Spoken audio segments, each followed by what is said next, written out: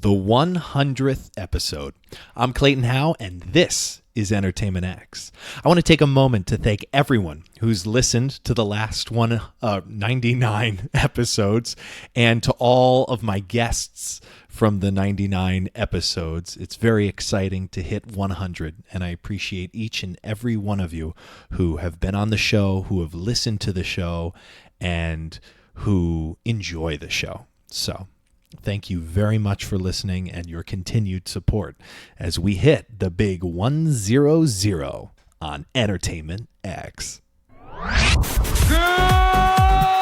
morning, Vietnam! But it ain't about how hard you hit. It's about how hard you can get hit and keep moving forward. To infinity and beyond! Some people without brains do an awful lot of talking, don't they? It's classified. You talking to me? I could tell you, but then I'd have to kill you. I can't lie! Expecto Patronum! Entertainment X. You never know what you're gonna get. This feels like a bit of a birthday party to hit 100. I want to say I can't remember the last time I did 100 of anything, but the more I think about it, I guess maybe once in my life I've done some sit-ups or, shows that I've performed in. But this is very different and very special to me. For this episode, I have my very first guest, my best friend in the entire world, Nakiya Peterkin, interview me for the 100th episode. And she does great. So I hope you enjoy this episode and keep on keeping on. For this episode of Entertainment X, we sat down. Do I say sat or sit? You can say sit. Sorry. Okay. For this episode of Entertainment X, we sit down with Clayton Howe, the creator of Entertainment X, for the 100th episode of the podcast.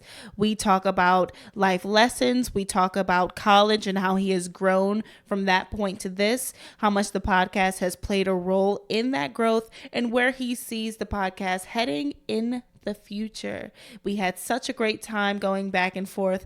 I think it might have been a little tough for him to be on the other side of the mic, but he handled it like a pro. And I hope you all enjoy this episode. And we're back on another episode of Entertainment X. Yes! I am Nakiya Peterkin, and today our guest is none other than the esteemed, the critically acclaimed, the most amazing hostess with the mostest, Clayton AAA Howe. Hello. Hello. Thank you so much for joining us today on Entertainment X. How does it feel to be here today? I'm excited. I can't believe this is the 100th 100th. Wow. episode. I think it's going to be really exciting. And I thought for everyone listening that it would be very, very interesting to have, and exciting and fun and different, to have my very first guest on, Nakiya Peterkin. Best friends going on 9 years? Eight? No. Longer than that. 10. 10? Oh, we're at 10. Yes. We're at the big 10. Look at all these round numbers. I'm excited. Yes, we met in 2010. Yeah. Now, just for a little context for everyone, I talked to you. You were my third interview, Yes. although you were my first to come out in Right. the first 3 that I released. Correct. And we did it over the phone, 2.5 hours. You were on the Disney Wonder. Oh, yeah. Was you in San Juan? Or were you, Yes, we were in San Juan. and you were in Yep, a that's how I stairwell. could get it. Yep. And then you went outside, and then you went back to a stairwell. And it's really great. If anyone listens to it, On My Way to Greatness, going backwards is not an option. Not an option. Still not an option. So I thought it'd be fun 100 episodes later, here in October, on the lovely Upper West Side. We have a Yes. conversation. Yes, and you know what? All You've about said me. so many amazing things. I was going to say, you've just said so many great things about my episode, but we're on your episode, so let's get to it, shall we? Yes, okay. All right, so Clay, why don't you tell us a little bit about yourself? Well, you know that in college, it was all about musical theater. It's been about musical theater. I'm going to be going on tour in less than a month with Waitress. With what? Waitress. And what will you be The playing? national tour. I'm playing the affable but mostly dislikable future ex-husband of Jenna. His name is Earl Hunterson. Come on, that's a strong name. Come on, Earl Hunterson. He's not a nice guy, although I consider myself to be a nice guy. You are the nicest kid in town. So it's just so exciting to now, take performing, auditioning, the general grind of theater, and in a way, and I tell this to everyone who asks me why I started it, to speed it up, to connect faster with more people, more like-minded people, and just get ahead sooner in life on connections, on opportunities, on theater. Yeah. And so that's what's just so exciting about having this podcast, having it, at the 100th episode, and the amount of people I met if I just, stayed the normal, quote unquote, no one can see it, course. I just wouldn't know nearly as many people, and I probably wouldn't have done the last 3 performing gigs if it wasn't for having directors, producers on this show. And it's also really exciting because people who listen also find out things about those. So it has been more than a full circle experience for you doing the podcast. It's been 100 full circles.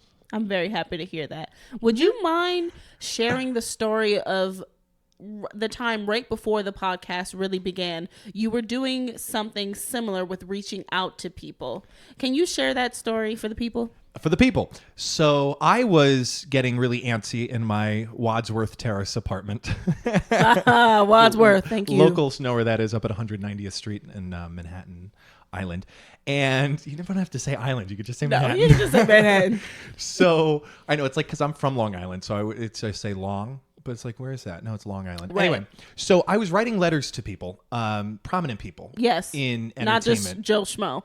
No, I reached out to Dave Fox, who was one of my episodes. He was the voice of Z100, various writers, producers, on-air hosts for ABC. And I wasn't getting answers. Right. And I got a few, and they were just encouraging. But what I was asking them was, hey, I'd like to pick your brain, sit down, talk about, your life path, and learn more about what you've done and see if I can model of any for myself. Right. And this saying that I brought up at the very beginning was, life punishes the vague wish and rewards the specific ask. And I had a lot of vague wishes as I was finding that specific ask. Right. And I was talking to my friend, who's a Good Morning America. He might still be Good Morning America weekend producer. And he was like, everyone has a podcast. Podcasts are so trendy. Now, this was back in end of 2017, maybe fall there, in the fall. And I was like, oh, really? What do you think? He's like, it would be about what you write letters to people about, right? Entertainment X. And I didn't know in one sentence what this podcast was until I was writing the bio for my Instagram. And I was like, getting to the soul and drive of top performers in entertainment. That's a good line. And it sums up what it is. Yeah. So I started with reaching out to friends and friends of friends. And the second you ask specifically in life, in general, to the universe, it's amazing how many people respond. So many people. And I've had, I have doing shows and performing and doing other stuff in my life and how long this has been going on. I always say, you know what, I'll know if I ever need to stop this. Right. I'll know if this isn't, gelling for me, if people aren't responding to it. And every time I have that question with myself, I get 3 answers from emails I emailed a month ago. And it's like, hey, Clay, don't know if you're still wondering, but would love to chat with you. Right. And it's like, even I got really down to the wire with Sue Frost and Matt DiCarlo, my last 2 episodes. Yes. And being in rehearsal all day, being on call all day, not sure when I'm going to go to rehearsal.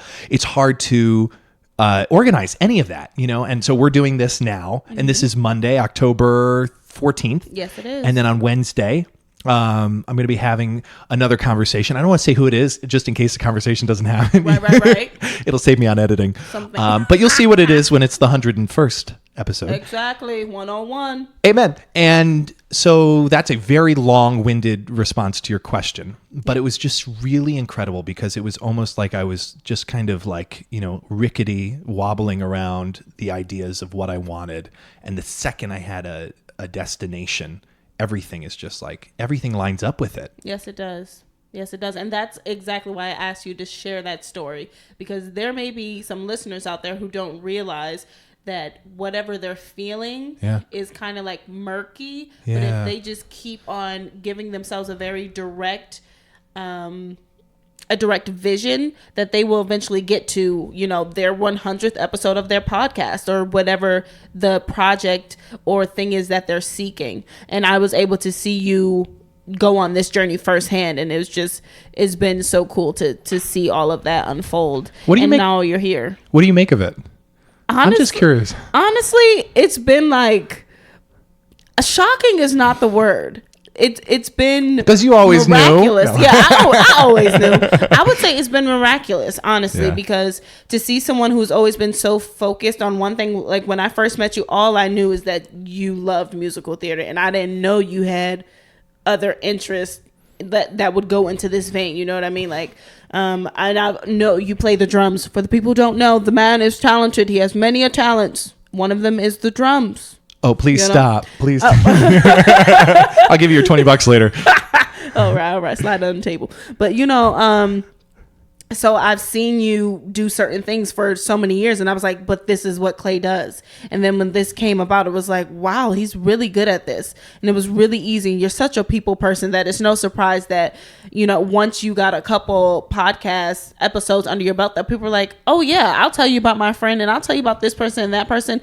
And it's crazy because these people weren't just telling you the connections they had before. No. And they had the connections then. Yeah. That somebody easily could have been like, oh, Clay, you sending out envelopes. I know such and such. Let me talk to them. Nobody said that. But the minute you were like, okay, here's my specific ask, and these are the things, people are like, oh yeah, I know such and such, or he's my cousin from down the street and around the corner, and guess what? He has 12 Tonys. Let's get him on the podcast. Yeah. So and a Grammy. It's been really good. And a Grammy. Yeah. That is what you're bringing up is really, really powerful, because not only am I just having a conversation where I say like, great, we had a wonderful conversation, thank you for playing, goodbye. It's almost like systematically make a new friend at the end of each episode. We connect on such a spiritual level, and I'm not saying it's religious, I'm not saying it's but it's just whatever your definition of spiritual is. We have that outer body connection of wavelengths, right? And you create that friend, and then, you know, and some of them will offer up a friend, you know, because I've made them feel good. You know, the person I've interviewed, they look great, you know, and because that's what this show is about. And I've always said that to everyone. It's not a gotcha show. I'm not here to like try and get you on something private in your life. It's all about, you know, making you look good and sharing your best high points with other people and the leading up to it, so other people can realize, you know, it's like you're just standing there giving your Tony Award speech. There's a lot of shit before it that came. And especially in this field, more so than others, I think it's all about making you look good, making yourself look good. Yeah. In the audition room, in you know, networking at a bar, club, restaurant. And if I've made you look good, and now you have a prized friend that you put to me, that's going to make you look good. Exactly. Because I'm going to make them feel like I've made you feel. And that's been the synergy of, I'll never forget it. After I interviewed Andrea Burns, I was sitting there with her, and I was like, do you know any other like-minded people you think would be a good fit for this show? And without even missing a beat, she said, Jonathan Groff. And I was like, the Jonathan Groff? The one? And she's like, oh my God, yeah, he's got such an interesting story. He's like, I know his story's interesting. And she's like, yeah. And I was like, oh, you know, and then I had a lovely conversation with him about Frozen 2, go back and listen. And we ended up talking about him coming out. And I never want to talk about personal relationship. Not that I don't plan to ever talk about a personal relationship. That's something, if you want to bring it up, if it has something to do in your life, that's incredible, share it. And that's what we ended up talking about. And it was just like, whoa, this is the kind of connection you will never get at a restaurant. Exactly. You will never get this in an audition room or a meeting. If you're pitching something, it's just next level. Yes. And there is a very not a very comfortable, but there is a level of trust that builds so quickly in this process, because when you're talking to people, you're looking them in the eyes, you're letting them know that you are someone that they can have this conversation with. You've already led with, this is not a gotcha show, this is not a gotcha moment, and so they want to be here. And it is very apparent in listening to the episodes that this is something they want to do. And that's why they trust you with this information. And that's why there are so many episodes we get these personal stories that you kind of feel like, do I deserve to hear this personal truth from you?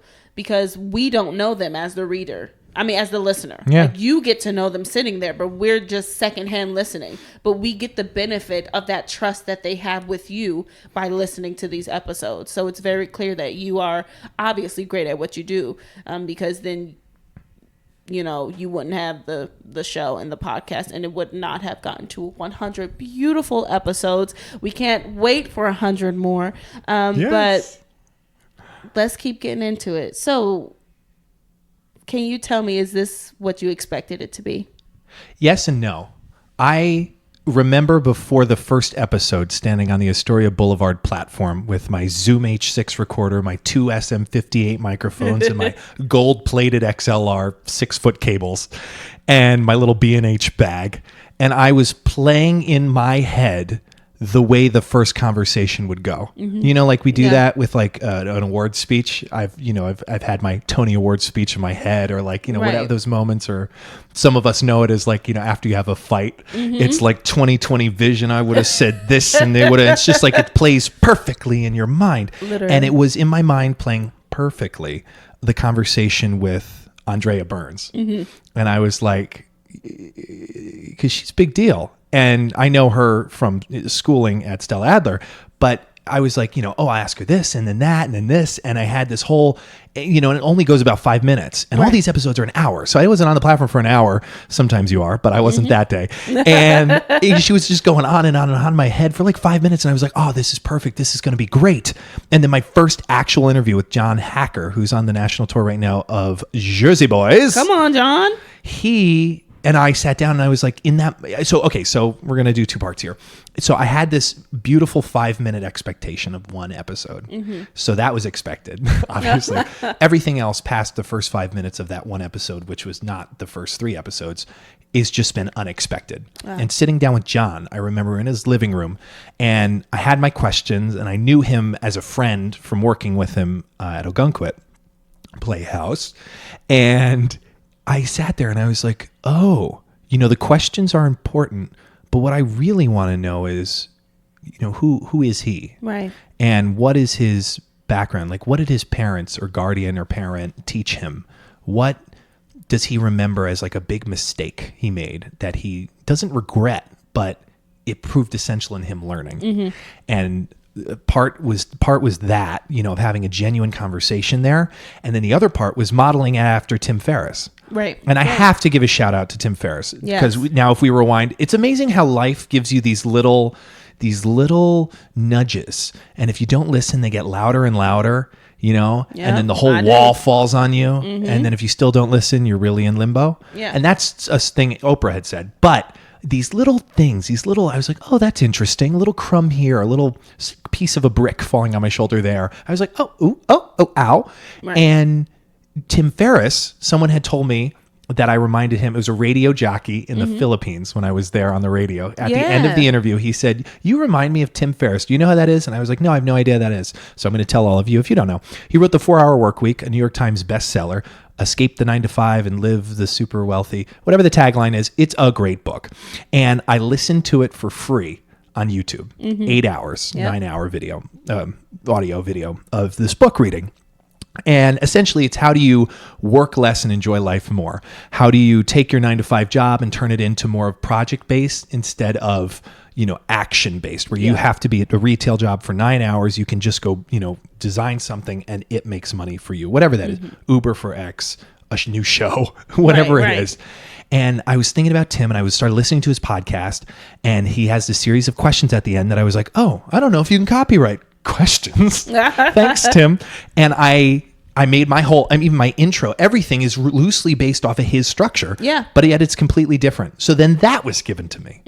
And then all of that culminating into this conversation with John, and then Jelani, Remy, and then who's in Ain't Too Proud now, and then you, where it all came full circle. So it was unexpected, but yet expected in this like sub level of just trusting a journey. Right. Subconscious trust. When you're on the right path, you don't have to think so much because you're just going. Yeah. And I know it's really interesting. This is a part that I'm going to add in because I don't want it to all just be about me, but for anyone listening, if you're in life and you don't know which path to take or what to do, or I don't know. I heard this quote the other day. It was like, the mind is for having ideas, not keeping them. Not holding them. And it's, you take those ideas and you write them down and you figure it out. Yeah. Now, what that means in my life is, at this point I had already written a jingle for Vineyard Vines. Great jingle, by the way. Thank you. Shall I still sing it sing sometimes. No, I'm just kidding. I saw a kid wearing a Vineyard Vine shirt at work yesterday, and I literally started humming the song. Do you want to sing it? No. Okay. So then I go to my YouTube, you'll hear it. And so then I wrote that. I was reaching out to people on radio. What do I want to do? Do I want to do radio? Now, this is after 2 Disney Cruise Line contracts. Right. I'm not booking anything. I'm going to all these open calls. And this happened like quick. Yeah. It was like literally got off the ship in September, wrote the jingle, wrote to people in radio. I thought I had a good enough voice for that. I certainly have the face for it. And then I reached out to like people in television and film. And then all of a sudden I booked, Parade. And then I did From Here to Eternity. And then I immediately started the podcast the following winter. Yeah. Because I was like, oh, like life is short. Yes. Where do I want to be extremely. where do I want to be at 27? And I was 25 then. And I'm 27 now. Yeah. I'm going to be 28 in April. Where do I want to be at 30? And then I read that book, The Defining Decade, Your 20s and Why They Matter. Yeah. And it talks about that with like love and how, if you really want to have a kid or you want to settle down, you need to start thinking about that seriously. Yes, you do. And I always say, like, it's not a personal show, but I can't help but bring up Lexi. Yeah. Because she's shaped my life so much. My girlfriend. I was going to say, How tell much- the people who Lexi like, is. Who the heck is Lexi? My assistant. puppy? No, she's not my No. assistant. She's my girlfriend. She's like, she said, she has a great quote from the Game of Thrones. What is it? The man is the head of the household, but the woman is the neck. And I was like, that's pretty true for the two of us. Well, Cersei says it. Cersei Lannister. I don't even know if I'm saying her name right. I I watched think the the show. last name might be Lancaster. Lancaster. You know what? Don't Don't hate us. Don't get me to lie. Forgive us. Whatever the case is, that was so true, with her. And I wonder, you can manifest these things into your life. Yes, you can. You can manifest a good relationship. Yes. I had been in bad relationships and I kept saying, why am I always in these relationships that end up so weird? Like, Yeah. why do the relationships end up and I'm not even friends with the other person? Literally. That's not a coincidence. No. I mean, that's not random. That's a coincidence. There's a person I'm choosing, a way I'm behaving, and an outcome that's happening. Yes, it is. Even subconsciously. So you can manifest these things into your life. And I know it sounds like The Secret or like Unleash the Power Within, which I think are great books and you should read them. But to a certain degree, that is absolutely positively, to the utmost degree. It's absolutely to true. every degree, yes. To every degree. It's so true. You can literally manifest happiness, a good relationship, a path, a journey, if you really get in touch with who you are. Exactly. And what matters to you, or things that mattered to you when you were a kid and you've completely forgotten about them. Right. In that book, The Defining Decade, I think they call it the unthought known. It's something that you've forgotten that you loved when you were a kid. And if you go back and, revisit that, it can become your life path. If you love what you're doing, you'll never work a day in your life. Yeah. I'm loving what I'm doing, and I don't really get to watch Netflix. I don't really get to watch HBO. If I am, it's research. Right. And that's my own hunger to always want to learn something more. So I only go on there if I'm going to criticize or critique or watch or get something from it for my growth. But all of this is a full-time job, quote unquote. Yeah. And it doesn't feel like I'm working because I'm doing what I love. That's amazing. It truly is. And you know what? You can see that. You can see that in your work ethic, anyone who has ever seen you in the show. And you can see it with the podcast because every episode gets better and better and better and better. And it's not about the content that the guests are giving. It's about the way you are guiding them into giving that content, and it's become smoother ever since the first episode. Love you. Honestly, it truly has. Another 20's coming to you. Well, hey, I'm cracking it up. Hold on, I'm not leaving here without 100 for the 100th episode. Yay! Hey, 60 more to go.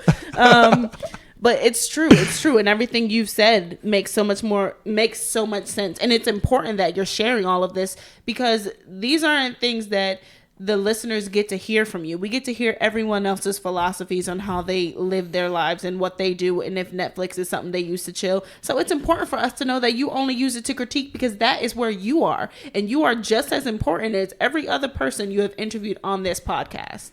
Well, thank you.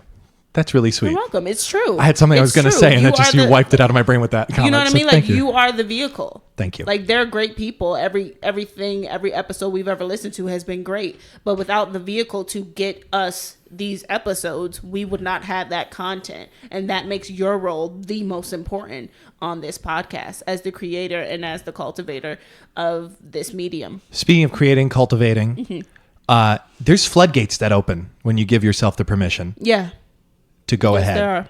Because I started, and certain things don't work. I started that little vlog, 4 episodes, and it disappeared. Yep. I wouldn't even call that a favorite failure, to go to my questions that I asked people. Right. But it was educational. There was no guide. Yeah. There was no road. Like I said to you in this, pretend we're driving down the 405 in LA. Mm-hmm. We're staying on that road, but you can go into any lane. Right. So there's a ton of ways the conversation can go as long as we're headed to LA or Exactly. whatever. I don't even know if it goes to. I don't live there. I love that you use that should've reference. picked- I don't know the 405, so I just It said just has yes a lot of to lanes. agree. It might have 6 lanes. I was like, I understand the metaphor, even though I do not. It's going to be a lot of fact checking after this. Literally. So having that, it didn't work. The podcast didn't. The vlog didn't necessarily work, so to speak. Right. I'm going to take another whack at it. With this tour, because I have very specific things to talk about. Right. Pie is just fun, so why not talk about that? And then some of these beautiful theaters I'm going to on the Waitress tour, I can give you I can climb up. I would imagine I can climb up into spots they can't normally go, Yeah, and why get not? all sorts of shots of load in what the inside of these beautiful theaters look like, and a general life of the rest of America. Right. Exactly. I'm most excited to go out there and actually hear what other people are saying in the coffee shop. Yeah. Because Hell's Kitchen Upper West Side is a bubble. I was gonna say, We say we're super worldly over here. We're in the city, but and it's we're like not. I bet you when I go to Boise, Idaho, it's gonna be like, oh, watching the local news, seeing Yeah. what's really important to people when they wake up at 7 a.m. what they put their attention to. Exactly. So the floodgates, going back to the floodgates, I think it's absolutely wonderful, because once you have the podcast or anything you create, it just opened. Like, I've written a film. I wrote a little TV show Yeah. that I'm working on. I'm writing another short show. Doing more reading. I'm doing more journaling. Yeah. Which is Journaling is really, important. really, really important. I mean, even writing down something I like in a book, I have it. My first journal entry. It's going to be 2 years this November. Yeah. It was like November 18th, 2017, 18. Anyway, it's 2, whatever 2 years is. Sorry, Mom. She's a math teacher. It was called, the first entry was from Tim Ferriss's book, Tribe of Mentors, and it was about reticular activation. And that's the part of the brain that has you focus on things that are important. Right. Like your name in a crowd of, blah, blah, blah, blah, blah, Nakiya Peterkin, blah, blah, blah. You're like, you hear it. Exactly. Because you've taught yourself that that's important to you. That's what you've been taught by other people. So you focus on it. Right. And this is like a scientific way of saying, if you repeat, I want to be in a happy relationship. I want to be in a happy relationship. I'll have a happy relationship. I'll have a happy, however you word it to be a powerful sentence for yourself. Right. You'll start to see it in life. And that's happened to me. I have new words in my brain that are important to me, like my name. Right. And I can hear it in a crowd of blah, blah, blah, or scrolling through the web or being online. I say, oh, that's interesting. What are they doing? Oh, let me look into that. Let me have them on my show. Let's chat. And then Right. all of a sudden I do a show or I do whatever. Exactly. So that was my first journal entry, though. It's like a little Wow. scientific way of saying affirmations are real. Yeah. So I know I'm like, I just went like around in a whole circle on circle. No, it's fine. You answered the question, which was initially, is it anything like you expected? You did answer it. Thanks. But but that's what this is for. It's about giving us all of this information, no matter where the information comes from. We want to hear all of it, especially because we just don't get to hear anything from you really outside of asking the question. So this is really nice for the listeners. I'm certain everyone is going to love it. Now, I have a question about the guest. Have you felt that there's any guest you would want to repeat? Like, have you ever considered doing like a 2-part, and why? So any repeat guests you would want, and why would you do that? Or would you do you want to just keep it fresh, keep it like a new person every time? Yes, is the short answer. Mm-hmm. When I had Townsend Teague on, he's a consultant for Broadway. He's doing big, big things, and you don't necessarily see his name. Right. You see it a whole ton. I was in a great article for Forbes about Beetlejuice and Tootsie and profit margins and ticket sales. But he's got a real analytical mind about Broadway and live theater here in the city. And I had him on. And he emailed me after we chatted, and he was like, the whole thing was kind of like a blur. He you don't know. I don't know what he expected, but what happened was not what he expected. Right. And he wanted to do it again so we could cover more things that he had wished he had said. And I said to him, I was like, I promise you it's a good episode. Let me edit it like it's going to go. I'll send it to you. You listen to it. If you like it, I'll release it. If you don't, we'll record again. If you like it, we'll do a part 2. Right. So he answered back. He's like, yeah, no, that's good. That's good. And it's great. His first episode really is incredible. It really is. And then I was like, great, let's do a part 2. So we sat down for a part 2. I had 6 points. We talked for another hour. He has a great book list at the end of it about theater stuff. Razzle Dazzle is a great book. I think is it written by Michael Riddell? If it's not, that guy, follow him. Yeah. He is a soothsayer of trends in theater. Fascinating stuff. So I ended up having him on as a part 2. Yeah. But I haven't done anyone else as a part 2 yet.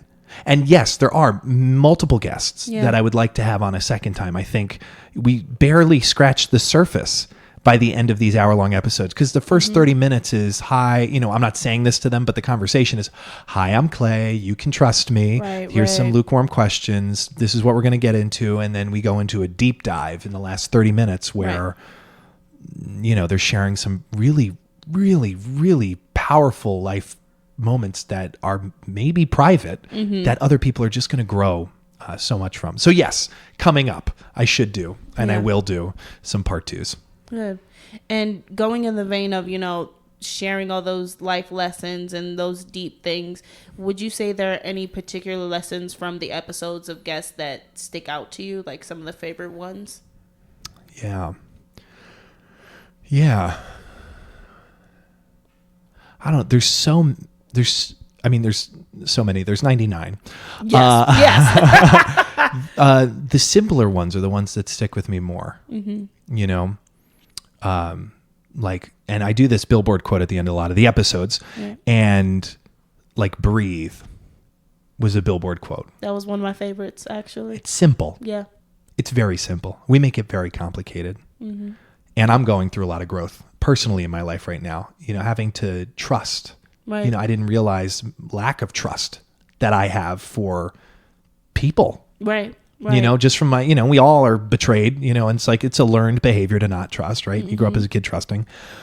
Being forced to learn to trust the ones I love, truly. Not just this, I love you, I trust you. Really have no choice. Right. No other options. The universe works in powerful ways. And, or as like my mom would say, like, God has a funny sense of humor.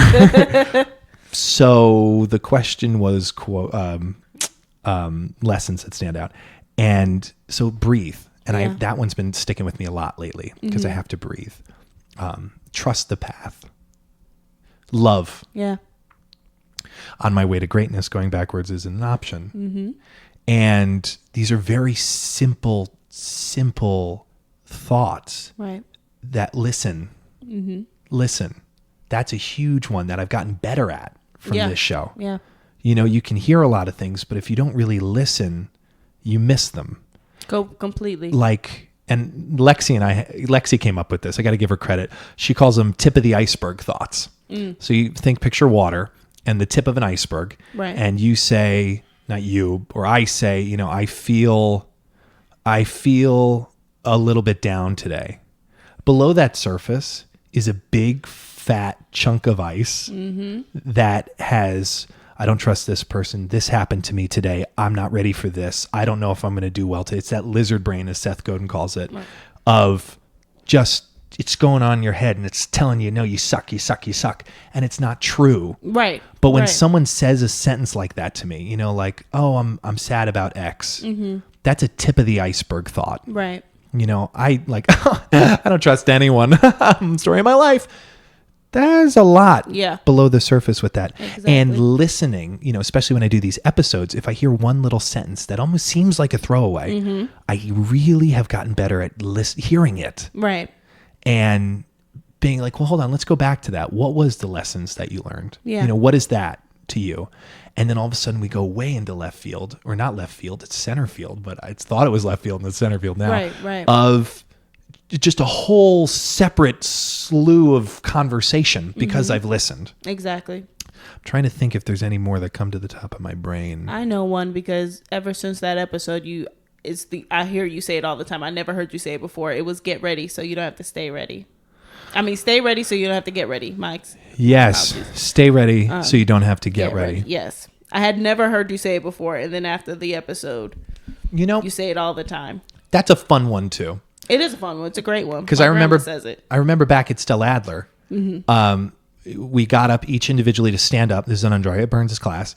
And we would all honestly say what we thought of the person standing.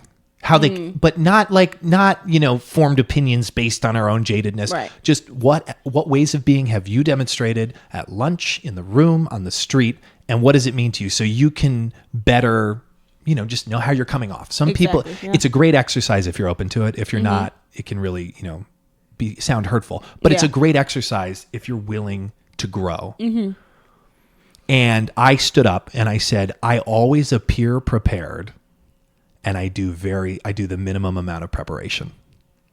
And that's something that no one would know. I have to admit that. Right. Because right. I always try to appear prepared. And that was like 2012 and 13. 2013. 13. In that area. It was 2013. And so I realized if I want to go into an audition, right? So how does this apply? If I want to go into an audition or a callback, I get an appointment. I have to prepare 3 sides. And I come in and I go to that audition and I just have it barely memorized, and a few choices is different than coming in ready for your opening night performance. Exactly. And that level of work of being prepared, so staying ready so you don't have to get ready, being prepared so you don't have to get prepared, that idea has translated into so many of my projects. Right. I had an idea for a TV show, and I was going to take that idea and go around with it. But an idea is worthless. The actual material of it, recorded video, audio, or written text of it is the value.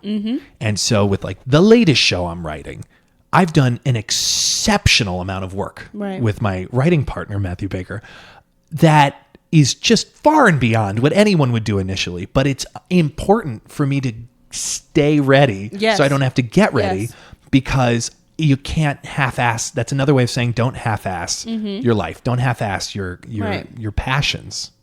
And it's really, that one's really applied. I do more work than I would normally do before, the tip of the moment, that first moment. So that's a powerful quote. It's a really powerful quote. Good. Now, do you have any, we're going to move away from the quotes and asking that. So now I would like to know, do you have any specific goals for the next 100 episodes? Yes. Imagine if I just said no. Next question. That's just fine. No. Yes, I know. Moving on. I know. First of all, I have to say you're doing great. Thank you. And this isn't to kill time. I'm extremely nervous. This is not to kill time. You're doing. Have you ever interviewed anyone? No, not in this capacity. I was a manager before, so I've had to interview people to come and work, but not like this. But not historically recorded for exactly. all to... Not for people to say, I heard Nakiya Peterkin when she said. Yeah. That has never happened. The goals for the next 100, to keep it going, to make it to 200. That's the first thing. The second is to get more guests that aren't just in theater. Yeah. Because I call it Entertainment X. And it's Entertainment X because I want to have on people from all forms of entertainment. Right. It's very quickly become more or less a theatrical podcast because that's my pool that I'm pulling from. That's the quote unquote community I'm in. Now. Hello. So I'd like to have on more, entertainment executives. Yeah. There's a lot of names out there we don't know, but they make all of the decisions. I call them yes people. And Yes, people. that's a very interesting conversation, I think. You know, like I'd love to have on like Bob Iger. Yeah. He was, you know, he worked at ABC and then has gone up. And long story, has gone up to the CEO of the Walt Disney Company. And last holiday season, he was number one in entertainment. Number one, according to a magazine that I don't want to misquote, stated that he was the most powerful person in entertainment. So that's like one reason why I want to talk to him. But another reason is because that's a big achievement. Yeah, it's huge. To become executives of companies, I think those are huge achievements. You know, like winning a Tony Award, or not winning a Tony Award, because that's a byproduct of your huge achievement of being a good performer and being respected. But being a good, the good performers are respected. Like people I've had on already, more of the same and yet some of the different. Yeah. Yes. And I think that's going to be, it's like, there's like, I didn't write this goal down, but there's that idea of like becoming the most connected person in entertainment. And I think you could do it. It's not, it's happening, although I guess I'm manifesting it, although I'm not consciously manifesting it, but to just have more, know more, be more, do more. Right. GoSeeDoBe.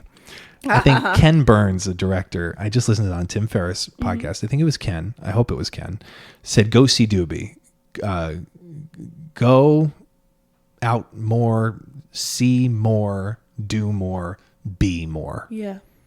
GoSeeDoBe. I'm going to say that at my and this is another story there. I'm going to say this at my, college speech. If I ever asked to speak at a college, that's going to be GoSeeDoBe. What year is this? 2019? We're getting to the end. I'll give it 2022. Your first college speech. Honorary doctorate, baby. I'm calling it right now. 2022. We're going to refer to this episode. To be historically accurate. Yes. Amazing. Okay, so I want to go into a vein that's a little off from the podcast. Let's do it. I just want to ask if you would share a little bit about how the person you were in college and how that has changed from where you are today. I think it's really important for people to know that in that growth is one of the beautiful things has been this podcast. But I think in order for them to know just how beautiful it is, if you wouldn't mind sharing, we could talk a little bit about, what that college time was like for you. Well, I'm a different person now than I was then. Thank God for growth. Come on, growth. As Nakiya says. Come on, growth. And a thank you to everyone who was interacting with me at that point in my life. I have changed. No, I act like I've ruined lives. I didn't ruin lives. No. I was there. I can touch and agree. But I was different. Yeah. I was ungrateful. I was short, not tempered, but short, just short in my thoughts, short in my beliefs of myself and other people and of where I studied. Just like all of it was just different. It was different. And it was really, I break it down to like coming from scarcity. Yeah. I was operating out of scarcity. I was an energy drain, not an energy fountain. That's another quote I love. Yeah, wow. And that's so true. And I want to be a fountain. I don't want to be a drain. And I want to be around fountains to make me a stronger fountain. Right. I don't want to ever be a drain. And I was a bit of a drain.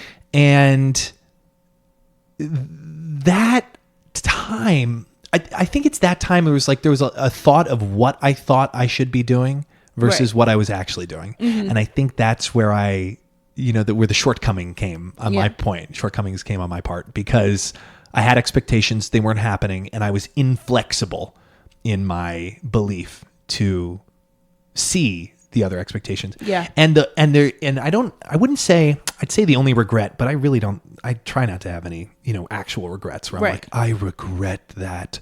But a moment, if we were to use the word in a traditional sense of regret, at the end of college, in the last 2 months, I finally came around. Do you remember that? I do remember. I was there to be there. And I had done a whole series of things to kind of make college work.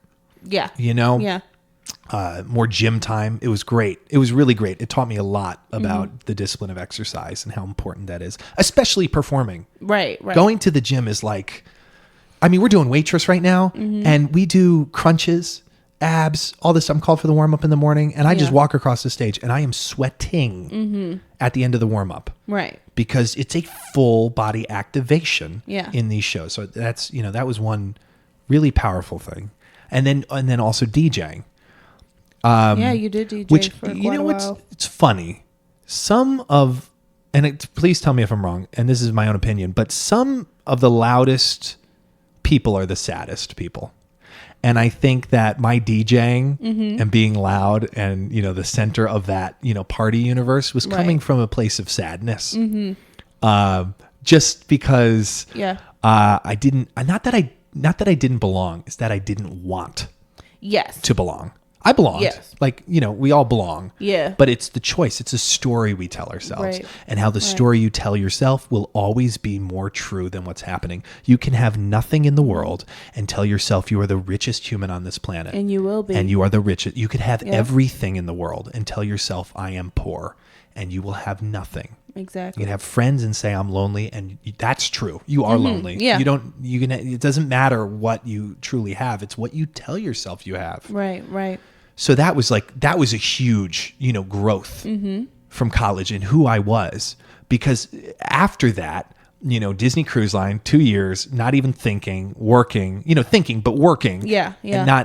And no time to sit around unemployed. Exactly. and think. Exactly. And then having that after that, after, having the time down after 2 years of working right out of college really had me consider what is life, what is the purpose, why. Yes. I'm so sorry to pause you at this But point. we're done. No, we are not done, because I want you to continue with this, but you just said going into 2 years of straight working after college, which is not true. We went into Brooklyn, and I want you to share. Oh my God. Because I saw this. You aren't going to let me firsthand. sneak around that? No, I'm not All right. going to let you sneak around it, because you have to share those feelings and those emotions that you had in that little bit of time. Now, Because then you have the 2 years, and then you went into something that almost mimicked that, but you knew it was a better situation than what the first one was, even though the first one's situation wasn't as bad as you had given yourself permission to believe that it was. And so you have to share with the people. now what you're getting to is the core of why I have these conversations. I know. This is the stuff I want. What I'm about to tell you is the stuff I really want to know from my guests. Yeah. Because this is the stuff it's the concrete foundation that will never rot. Exactly. It makes you who you are. And Okay. this is why we have to share it. Here we go. That's why I stopped your story. Go ahead. A little bit deeper. The moving into Brooklyn, you know what? We'll take it back. Let's take it back. Graduating college. The three of us went, you, me, and my other great friend, Alex Grayson, went and auditioned for Disney Cruise Line. Yes. He booked it. I got a call back. Yes. And I you got nothing. Okay. It is what it is. I got nothing. And he left essentially, that was like the beginning of the summer. And at the end of that summer after college, he was gone. He went to Toronto. Yeah. And you and I were like, we're moving into the city, Yes. the greater city limits, September 1st. Clayton had graduated. I did not. And that we talk about in her episode. Yeah. So go back to the first episode and that'll all make sense. Yeah. So we went we're to Brooklyn. So we're there. And I was yellow in the face. Literally. I was green in the face. I was all colors in the face Mm-hmm. of sickness because I didn't feel. It was a story I was telling myself. Yep. That I was jumping off a cliff with no net. There was water, crocodiles, and many. rocks. And I just said that because I'm thinking about Peter Pan today. But I was, but that's what it was. And that's a vision of what I was doing. Yeah. Reality, Nakiya and I were splitting rent. It Yep. was $500 each. We took my minivan from Long Island into the city, filled with beds, cabinets, counters, paper towels, toilet Everything paper, we soaps needed. for 6 months. We had That's at least how much 6 it months. cost us. Nothing. Nothing. It was free. Besides that speeding ticket. No, I'm kidding. I'm kidding. Not, but I am kidding. And so I had all of that. And I think I had $1,500, maybe $2,000 in my one checking account. I didn't even have a savings account. And I was like, we need to get day jobs. Because I was already telling the story in my mind Yep. that I would not be booking something in theater. Mm-hmm. So we went out, we booked day jobs. It was really funny because we Now, ended how up... quickly we booked them day jobs. Well, let's see. We were there September 1st. We got to be by the 10th we were getting orientation. Or 8th. No, it was less. Yeah, it was like the third or the fourth that Day. we had got into those interviews, and we had the jobs like and we booked 2 days. the day jobs, and we were working. So yeah, we were like gainfully employed for Less than a week. for what we needed by September 10th. That's anyway. But I was terrified. I mean, for lack of a better word, I really scared myself. And I scared myself because of the story I was telling myself. And I was telling that story because I was allowing that Seth Godin says lizard brain to do more talking than the actual truth. Yep. I was letting my fears do more talking than the actual truth. That's like it. That's it. And so we're there, and maybe September 10th sticks out in my mind. Was that the day we auditioned for Disney Cruise Line? Probably. It must have been the day we auditioned. So this happened in like 10 days. We auditioned for Disney Cruise Line, callbacks. I got a call that I booked it, right? And then you were like, oh no. We talked about this in your episode too. Yeah. And then you got the call like, it must have been 4 or 5 days later. It was a hot second. It was like 5 days later. And then we had to literally put in our, 30-day notice, October 1st or something. I mean, it was like real quick after we started doing all of the no, we told them before the end of September. So this is the timeline. And I keep going back to the timeline because I want to really now focus on the fear. Yeah. Second day there, I remember kneeling at my bed and praying to God that I would get this gym job at the front desk of Manhattan Plaza Gym because I knew I needed a gym. I couldn't afford the story I was telling myself. I couldn't afford to pay for any gym ever. And I wanted to be in a community, in a town, in the neighborhood where I figured I would see the most people in entertainment. Story I was telling myself. And I got that job and we did it. And I did it for a short while, but there was a lot of self-doubt. And what I would say now about that, so now that we can get away from the whole self-doubt thing, what I would say I've learned from that is that I need to breathe. Yeah. And I need to trust the journey. And I have to, every time I make a decision to take a job, do a thing, do a da-da-da-da-da, I really have to ask myself, is this the right thing? Right. Am I supposed to be doing this? Is this coming to me for a reason? Me going on tour and Lexi going on the Disney Wonder. Right. Is that separation time with someone who I think is the best thing ever, best person ever, personally, that's happening for a reason. Right. That's happening to grow, for us to stretch. And I liken it to stretching to touch your toes. If you're doing it right, you sweat. Yes. If you're working on a split, there's sweating involved. If you're working on your turns, I mean, anything, any growth, when you stretch, it hurts. Stretching hurts. And so when you're feeling as though something hurts, like the self-doubt, I don't have a job, this isn't happening for me, what the heck's going on, excuse. Right. It's because you're probably stretching. Yeah. And if you're sweating, it's probably not a bad thing. Now, this is all to say you're not doing things out of bad intentions. And this is all with the idea and thought that you're doing things with good intentions. But if you are doing everything with the best intentions and doing the best you can be, being the best you can be, then you can trust that it's going to work out. I think that's really, really, really sums up 60 Days in Brooklyn. It's going to be a documentary. It really should It'll be mine. 60 Days in Brooklyn. It really should be. Because even you telling on the story. Park Place between Utica and New York. I'm telling you, it does not do justice to what I saw. What did you see? I saw you physically draining yourself. I could see it. And I kept telling you, see, let me tell y'all what was happening. You remember the day I broke down? Yes, I do. Because I was so confused. I was like, Clay, you have more than enough money saved up to be chill.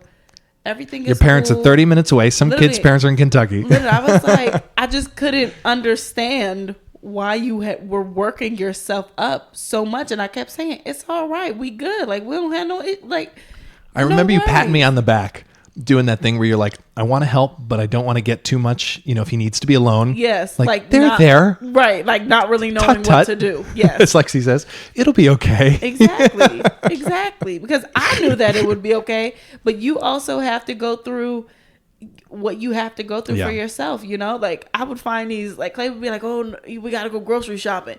And there was this place called Deals. I don't think they have Deals anymore. but Deals is almost like a dollar store. And there was a Deals right up the street for us. And I told him, I was like, Clay, they got cans of tuna in there for $1. They got cans of beans and stuff. And so we would go to Deals and get all this stuff, even though literally we could afford to go to the normal grocery store right there. But just trying to find little things here or there. And in your face, it would be like, and then I had to put you onto that good Chinese food. That helped. We had a good time with the Chinese food and a Four Loko. They don't make those anymore. Do they? I don't know. Not the way they used to, at least. Not the way they used to. But I had a belief of that poverty. time. Yes, you did. And poverty is other parts of this world, like real poverty. Yes. We are not in Yes. poverty. We're No, not. no. And we're not near it. And $2.50, I think, is a week, is what Yeah. a lot of the world lives on. And, but I was over here like, how am I going to I'll never have money. I'll never, because we're survival beings. Yes. And Yes, that we is are. our comfort zone. My comfort zone. I mean, look at the subway platform. Anytime you see people pushing to get onto the subway in the morning, there's going to be another train. Right. Usually. Hopefully. But we're survival beings. So there's a lot of these reactions we have where we act stupid pushing someone or something, when we're on autopilot, because we're not built for happiness. No. We're not built for kindness. We're No. built to survive. Those are things That's you who have we to work are. for. That's what our ancestors are, wherever you're coming from, whatever the human, whatever you want to talk about scientifically, where we come from, the brain, the modern brain, that's what it is. That's our safe place. Right. So I'll hear people in, my family who have day jobs, like really a normal, very normal, structured, set up life. And there's always something to worry about. Yeah. Because that's our natural comfort zone. And that's been another huge thing for me that I've changed, is getting out of the survival mode. And the last week or two, I've really been in that survival brain. Right. And I sat down and I said to myself, just breathe. Like, really break it down. What's on the other side of fear? What's on the other side of it? Terry Crews says this in Tim Ferriss episode. Yeah. Nothing. There's nothing. that. There's another episode he had. He was like, this one guy was, what if I don't make it? Well, first of all, have you defined what making it is? Literally. What is that? Or are you just saying make it? Are you saying what aunt says to you at your holidays? Right. Like, oh, when are you going to make it?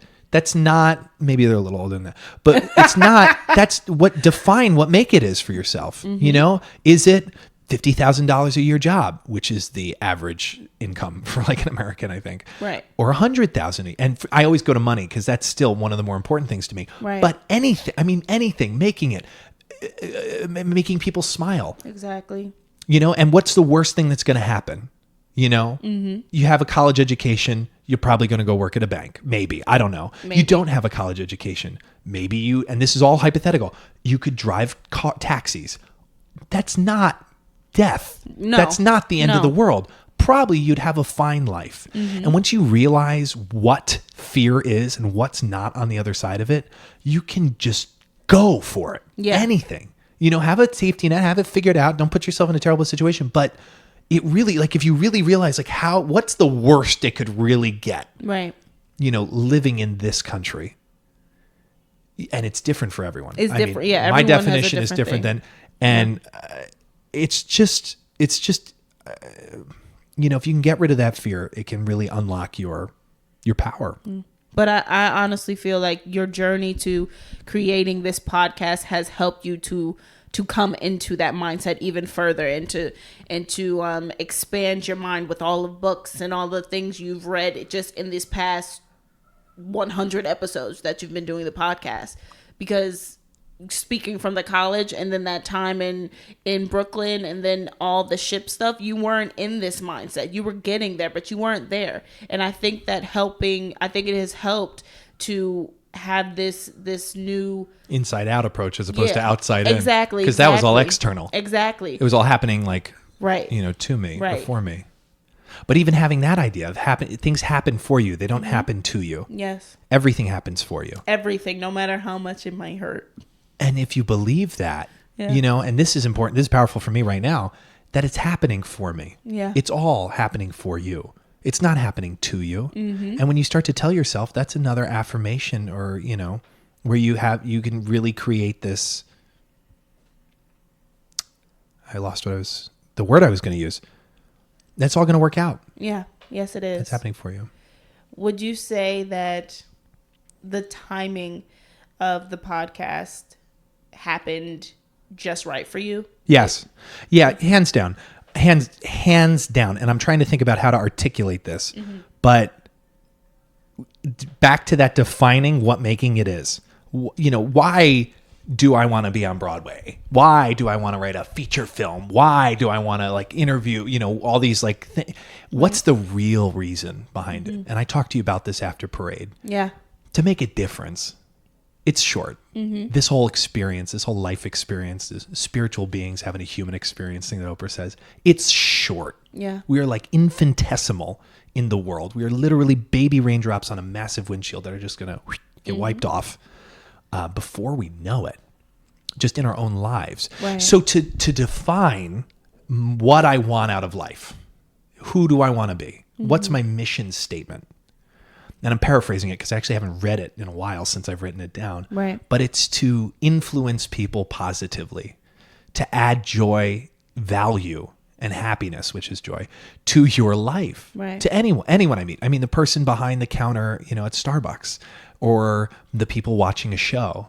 But all of these things I create, I want to decrease fear and increase gratitude. I want to be more grateful. I want other people to be more grateful. If they want to see it, if they want it. Right. Of course, I'm not trying to force on anyone, but that's the whole point of all of it. That's why I want to perform. That's why I want to, and I've been playing bad people for the last 2 shows and now this show. Yeah. I mean, terrible people, and understanding their reasons first behind their actions, but then playing that role in a show because it serves a really huge purpose of gratitude, happiness, standing up for yourself, specifically with Waitress. Yeah. And having the self-confidence and the self-worth to love yourself. Because the way you talk to yourself is the way the people you allow to surround you are going to talk to you. Yep. You You're know? setting an example. Yeah, subconsciously, it's almost like a cell phone wave. You can't even see it. Yeah. But the way you talk to yourself is the way you'll allow other people to talk to you, which goes into being the average of the 5 people you spend the most time with. Right. I'm thinking about who are the last 5 people I've texted? I'm like, oh my goodness, I'm doing really well in my world, in my mind. Right. Other people are secure in their lives, just mentally. I'm not talking about financials or any of that. They're just happy people who have self confidence. And it's okay not to. I mean, I don't have self-confidence all the time. That's okay. Yeah. But to strive for that and to help other people who are lacking in it, in one point in time, and to be able to share that, that's what I want. That's what I think my purpose is. Ask me when I'm 30. It'll change. It'll be all about having kids or something. Right. But that's really soon. I didn't. Well, Almost we'll like keep that's it. right We around the won't. corner. We won't edit it out. But that's the idea. All right. It's your life. You live it how you want to. Amen and amen. But that's what it is. Sorry, Right. that was long-winded. I hope no one dozed off on the subway there. It was amazing. No one dozed off. That's the kind of content that the people want anyway. And you said that. That's what you want to get to with your readers and your listeners. I keep saying readers. I feel like we should be reading this, but we're not. Maybe I'll type it up. Well, maybe you should. Okay. But it's amazing. I think people will appreciate everything you just said. Does that answer the question about what was the question? It was about the podcast, growing, me. Yeah. So it was about the timing of everything. Was the timing Happening. just- Yes. Yeah. Everything happens at the right time. Yeah. It's amazing. I mean, it's really amazing. Yeah. It's really the only thing that's coming to mind is a personal story. So bear with me. And it also sounds rather braggadocious. Is that even a word? It is. Braggatory. It is. But being away from my girlfriend, with my first show, it was weekends only. Right. So we built that up. Then the next show, it was a month and we built that up. And now this period of time is 2 months. Right. And then the next period of time will be 5 months. And then ideally we don't have to do that again. But it's just amazing how that stacked in a perfect order. Right when I was ready to go back to Disney Cruise Line, there was this thought in my mind of, or something happened where I was like, oh, I shouldn't go back. It's an obvious sign.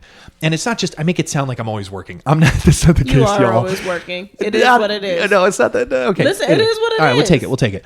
But even in other projects, you know what I mean? There's like, for all those, that's incredible. And I'm incredibly grateful for those. There's other projects I'm working on that aren't panning out. Right. Things I've put a lot of work into to stay ready so I don't have to get ready. And it looks like I don't need to be ready after putting the jobs into those. But I wouldn't know that until I put that work in. And who knows what that's going to return, 10 years from now. The average person overestimates what they can do in 1 year and underestimates what they can do in 10. And that's ripped straight from Tony Robbins. Yes. Or folded and cut gently out of his book. But it's so true. I've stopped focusing on what can I do in 1 year. And as opposed to what can I accomplish in 5 or 10. And the groundwork for this show alone is just like, I don't even know what, I'm seeing some of it already, but who knows what all of this recorded content will do, 3 years from now. Exactly. At the 300th, 400th episode. I just can't believe the growth has just happened so quickly. I feel like yesterday you just had the first episode of the podcast come out, and now you're on the 100th episode featuring the creator, and it's amazing, and everyone's gonna love the content, and you're gonna go on to your 200th and your 300th. Where do you feel as though performing and all of your other aspirations fit into with the growth of the podcast? I think it's really interesting, and that was a filler, because people create a story. We all create stories, right, in our minds, and we create stories about people we meet, and we make assumptions right off the bat because we love organizing things. We love having boxes, bins, lists, all that stuff in our mind. That's a comfort zone for humans to quantify or qualify something and be like, that's dangerous, I'm moving on. That's kind, I'm doing this. That person's not nice, I'm doing that. That person's nice, I'm doing that. Right. And it's very interesting to interact with people via this show and interact with people via performing, because there are in our subconscious thoughts that we associate with different, even lines of work. Yeah. You know what I mean? You like have a conversation with someone who's seemingly, just an average Joe on the street, and it turns out they created this multi-whatever company and sold it for X amount of whatever. And it's just, I think that's whatever the question was, which I don't remember to this moment, is what sparked that answer. I don't know. What was that question? Where do you feel that the podcast, not how will it, intertwine with, I think it'll intertwine nicely. It's this podcast, the action of creating something new and recording things that have never been recorded, before with these people. And I use the term floodgates. It's really opened a creative floodgate in my mind. Yeah. And I think now more than ever, and I read this, I think it was a Backstage article, that the new triple threat is like, writer, producer, actor, not just singer, dancer, actor. Right. And that's true and not true, because if you can do all three, you're in high demand. But there are many routes in life, and it's really opened up my flexibility to my life path and where I'm headed, and that it's all going to work out. Yeah. And what I thought I wanted is okay. Yeah. And it's maybe not be what it is, or it might come back around to it. Having faith, trust, and a little bit of pixie dust, but but it's that idea. I think they're gonna intertwine nicely. We're gonna see how this. So there's a little, FYI for everyone, going on the road until June 28th with Waitress, and I have to do these recordings on the road. Yeah, I have to do them in a hotel room with people around, and a lot of them are gonna be phone calls. That's gonna be really interesting. Yeah. We're gonna see how it intertwines with the show. We're gonna see if that can cultivate and create a synergy of conversations with people in town before the shows. What kind of more exciting buzz can I bring to that person in that town before the show? Can I see someone in the bagel shop ordering a bagel, and we have a 5-day thing? Of course, I'll check with Mary, our stage manager, first, if I can bring them backstage. Yeah, that costs nothing. That's time, and in that time, you're creating happiness. Exactly. And isn't that what it's all about? Being happy. Mm-hmm. It is. I think it is. It's really that's what it's all about. It is. You can do a lot of things in life, but if you don't have your happiness, no one will give it to you. no. If you don't have your happiness, no one will give it to you. They won't. And you have to find it in yourself. They won't. Yeah. That's like another huge lesson I've learned in the last 2 years. Besides it being a choice, which it is a choice, that also falls into the line of you have to give it to yourself. Right. And have that just, do you ever say, I love me? And not in a conceited way. Right. Not in a, I'm great, I'm the best thing ever. But, and there's another Oprah thing, but like, I love myself so much, like my cup runneth over. I can share that with the people around me when they're down because, there's so much love that I feel for myself, because it also translates into who you communicate with and how you communicate, Yeah. It's really, I think that's, I don't know. This is like a huge, deeper conversation we're jumping into now, but it's like, isn't that what it's all about? Is that what it's all about? Being happy? I think so. I personally think so. And I think the difficult thing for people is that they feel that they have to choose between being wealthy and being happy, or being, and I mean monetarily wealthy, because obviously you can have the, wealth of love and of honesty and all these other things, but people feel like they have to choose between these otherworldly things and happiness. Because wouldn't you say right now in this moment, you are an extremely wealthy woman? Yes. Oh, yes. Extremely wealthy. Oh, yeah. Extremely wealthy. It blows my mind. Sometimes it literally overwhelms me at how wealthy I am, because I feel that in me. But I don't feel that when I'm trying to fulfill someone else's idea of what a happy Nakiya is. Or what a wealthy Nakiya is. Or a wealthy Nakiya is, yeah. So you're all, anyone listening is like, you are wealthy. Yeah. Yep. You are. It's what you tell yourself. And it's not a lie. It's not a, going out to your garden saying, there's no weeds, there's no weeds, there's no weeds. It's another Tony Robbins thing. And then all of a sudden there won't be weeds. Right. It's finding it and pulling it out. What doubt in your garden are you having? Rip it out. Right. Take care of it. You can, though. You really can. It starts with the mind. Yeah. It all starts with your thoughts. And there's this wonderful quote by, this is going to be the first one I can't fully remember, but you remember this, I'm sure. Meryl Streep in the Iron Lady, when she says, when she's playing, geez, my Lord, this is going to kill me. We're going to vamp for a second while I pull this up, because I really, really want to.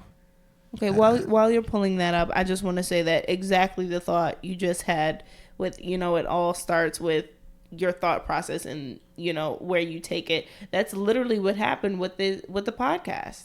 That's what it was. You had the thought process, the happiness of starting it and wanting it and pursuing it, and here you are 100 episodes later.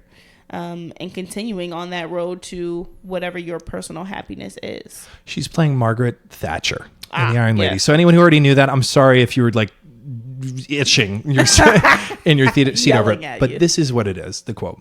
Watch your thoughts, for they become your words. Watch your words, for they become your actions. Watch your actions, for they become your habits. Watch your habits, for they become your character.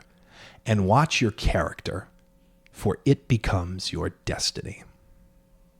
It all starts with the thought. Mm-hmm. It all starts with the thought.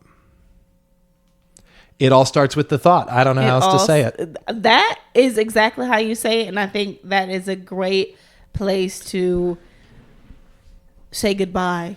No, yeah. No. It is. It truly has been. And to wrap, as we wrap this up, like, I forget everything I've just said to you. Sometimes. Yeah. This is a rather cultivated conversation, so to speak. Mm-hmm. And I'm not perfect at any of this. But even, in this moment when you get to listen to it, if you're hearing it and it's resonating with you and maybe you remember it for more than a day, it's good. It's just, these are like the beliefs that, if you believe them, you could be a very wealthy human being. Yeah. Just my cup runneth over kind of thing. So thank you. Yeah. And thank you. If anyone needs an example, they have you. You believe it. You've cultivated it.